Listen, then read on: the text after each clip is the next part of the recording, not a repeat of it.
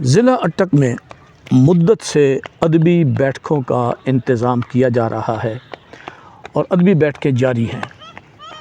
آج ایک کتاب کا میں تعارف آپ سے کرا رہا ہوں۔ قادر بخش صاحب ہمارے پاس بیٹھے ہیں اور ہمارے بہت پیارے بھائی جناب شبیر بھائی، سچے اور کھرے سنگی ہمارے شبیر صاحب، چاچا رحمت الدین صاحب بیٹھے ہیں، تو فقیر بیٹھا ہے۔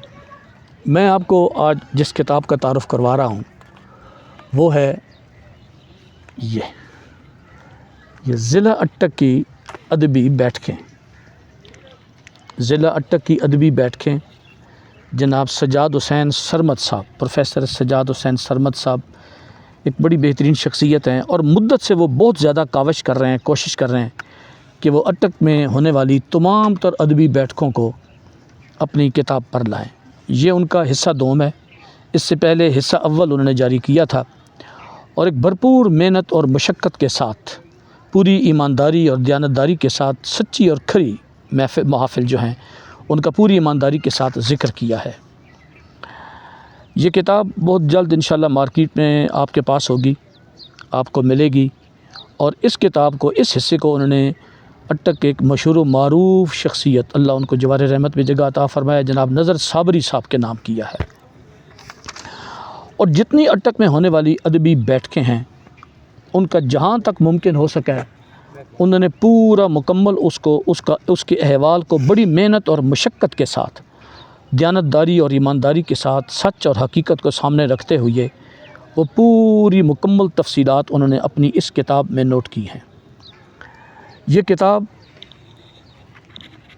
اٹک کی ادبی بیٹھکیں، میں سمجھتا ہوں کہ یہ اٹک کے لیے ایک تحفہ ہے اور ادبی محافل منعقد کرنے والوں کے لیے، ادبی محفل میں کام کرنے والوں کے لیے ایک بہت بڑا تحفہ ہے۔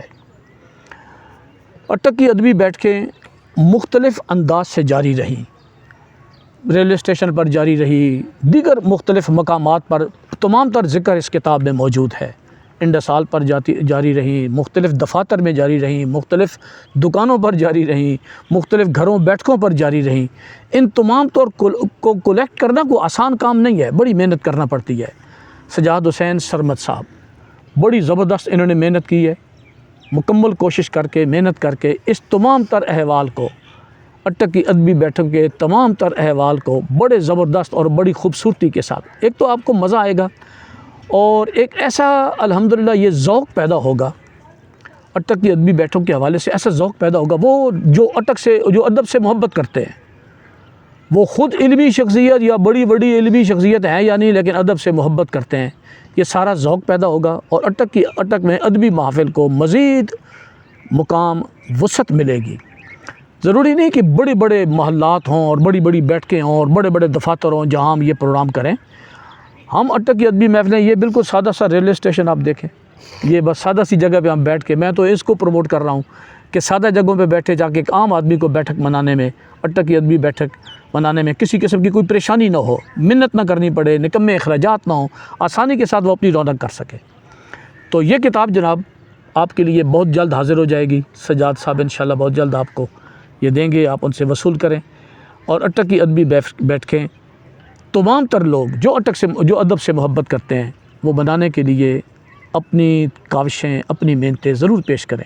ان کو ریکارڈ میں رکھا جائے گا، رہتی دنیا تک وہ ریکارڈ میں رہیں گے کہ ہاں انہوں نے یہ کام کیا تھا۔ اور آپ کا بہت شکریہ، thank you very much. Tahir from Attock.